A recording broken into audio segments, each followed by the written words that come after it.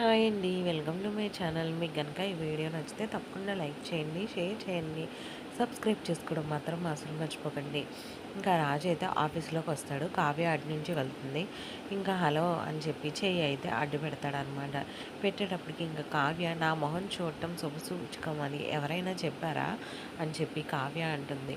లేదు, నీ మొహం జీవితంలో ఆఫీస్లో చూడకూడదని, కనపడకూడదని, నీ మొహం ఎప్పటికీ చూడకూడదని కంకణం కట్టుకున్న వాడికి ఈ గుమ్మడికాయ మొహంతో పనేంటి అంటాడు ఇంకా రాజు అయితే.